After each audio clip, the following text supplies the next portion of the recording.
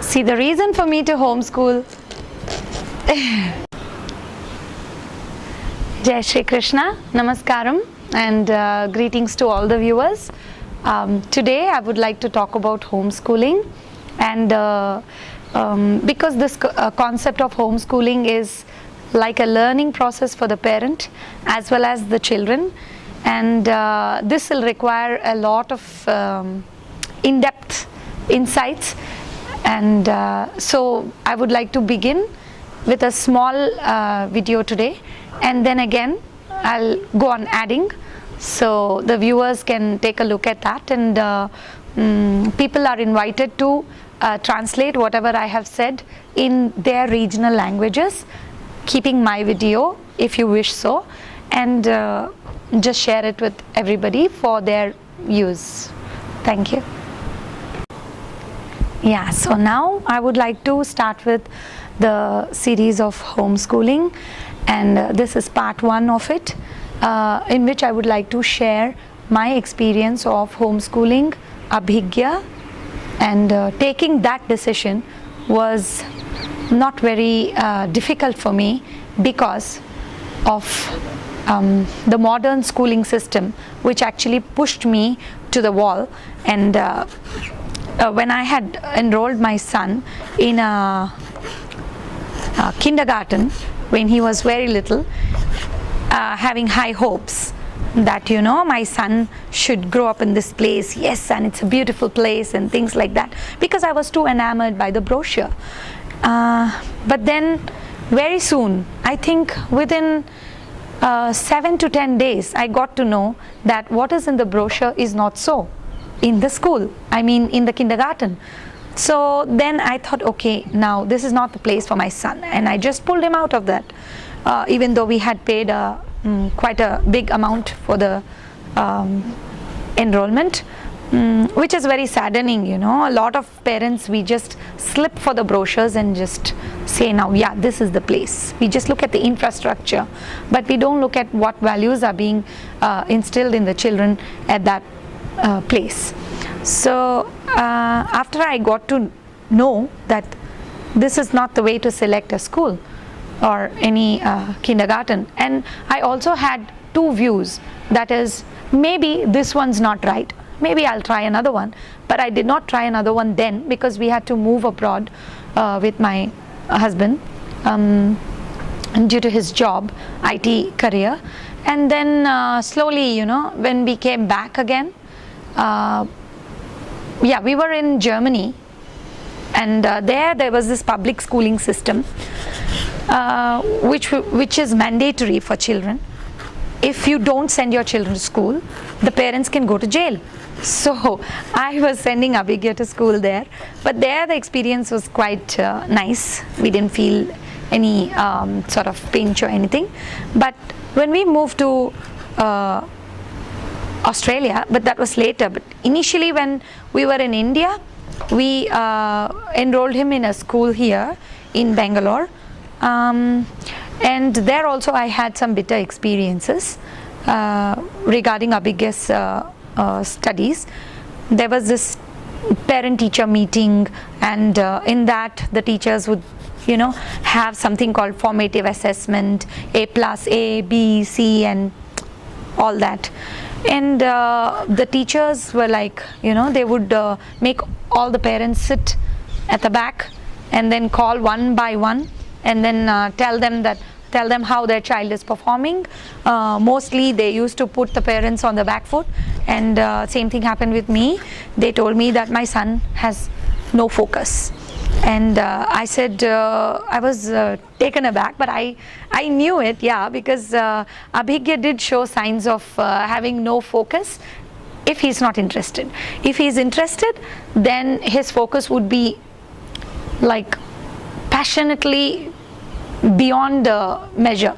He would just sit and want to finish it. But if he's not interested in a particular thing, or if he's bored, then there's no way he could be focused. So I thought, okay, now I have to take it with a pinch of salt. So I was sitting and listening to the teacher, and she went like, no, he has absolutely no focus in the class. When we are explaining something, he's looking here, there. But then I felt that's how even we adults are. If you find my talk boring, obviously you look here and there. And if you find the topic already, if you find my topic already known to you, so you wouldn't be interested in listening to me unless you find something new in this talk. So it's fine, it's fair enough to look here and there. So I wasn't convinced with that. But then she went on to say that, then I asked her for what about the formative assessments, and then she showed me Abhigya's papers, and it said A+. Then I just looked at her and I said, well, then the papers are saying it's A+. What is it that is really bothering you, is what I asked her. And then she goes like, no, he's supposed to sit and look at the teacher, and when the teacher is saying something, and not look elsewhere all the time. So I was like, I didn't know how to counteract that. I said, I'll definitely look into that matter and I'll tell Abhigya about it, but please tell me one thing, because in that formative assessment paper I found something very important. I noted that there was a question which said, is your face square or round? And Abhigya had answered, he had just ticked cross on both the boxes that were available, and he wrote oval, O-V-A-L. And the teacher had put a big cross with a red pen, and this is what really put in a lot of thought in my head. And I asked her that, see, he's mentioned that his face is oval, but then you've put a big cross on it, can you explain? And then she goes like, look madam, the question is saying tick one of the boxes, so your son doesn't know English. He is supposed to tick either square or round. He cannot tick cross, he cannot put a cross on both the boxes and then write his own answer. So that just took me really aback. I was like, okay, so the school is trying to tell people that we are not supposed to think. We are only supposed to do what is written there. So I said, but he's written the right answer. Then she goes like, no, that's not the right answer. Your son really doesn't understand English. This is what it means, I'm telling you.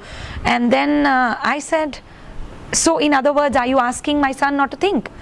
And then she goes like, okay, so if you think your son is a great thinker, why don't you teach him at home?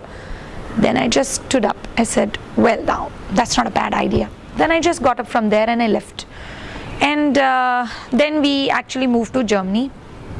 No, Germany was before that. And after that, we moved to Australia. And that's where we put him in another school, which was philosophy based, and it was nice, we thought so. But then even there was this boxed system. And they have this boxed approach of not letting the child do or think beyond the box. So this happened when it came to math class. This time his math teacher or his class teacher was upset because she also said the same thing. Your son lacks attention. He doesn't pay attention, and he turns the math class into a joke.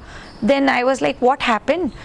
Please tell me. And she told me that he was not able to answer a simple 6 plus 3 question, and he said 126 when the answer should have been 9. So as an Indian parent, I was even more embarrassed, because at that point in time Abhigya was in 2nd grade. He was able to do multiplications of 2-digit and sometimes 3 digits also. So then I was finding it very absurd that how could he not add up just 2 single digits. Then I went home and I really grilled Abhigya. I asked him like, why did you do that? And don't you know it's 6 plus 3 is 9? He was like, no, I know everything, but I'm bored. Because this math class lasts for 2 hours, and in those 2 hours they ask us to bring pebbles and stones and this and that, and then this is an activity based class. They say add 5 plus 3, 6 plus 2 and things like that. So this doesn't keep me interested.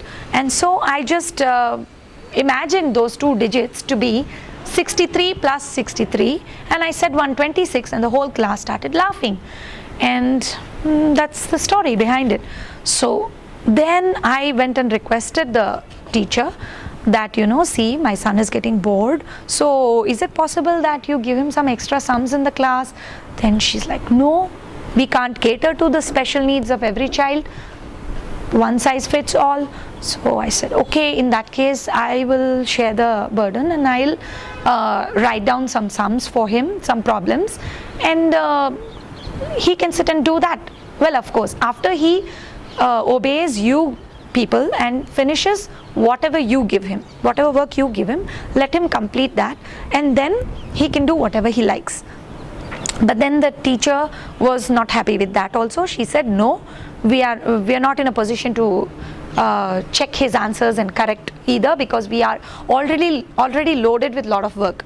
So I said, okay, nothing is working with this school. And then I said, you need not correct, let him at least sit and do something that he likes after he finishes your assignments. Is that okay? Then she goes like, no ma'am, I cannot entertain all this. I did speak to the principal of that school. He also said, sorry, I cannot entertain. And this came as a rude awakening to me, and I said, now I can't keep trying school after school after school, and these petty issues will keep coming up, and then we talking about it at home, belittling the teachers, even though they deserve it, or some may not even deserve it, but we will have to talk about them at home and in front of the child. So where is this concept of Guru Devo Bhava? So it'll all just go in thin air. So I didn't want that kind of upbringing for my son. So I just started with the plan that, okay, for now, since we are in Australia now, we'll just start the homeschooling. So I just googled about some homeschooling possibilities, because at that time I did not find any videos which talked about homeschooling in the right way, like in pattern or routine or something like that. So I had my own routine at home. I just tried to fit in Abhigya in that, and this is how it worked. So I'll again talk about the next session. Thank you.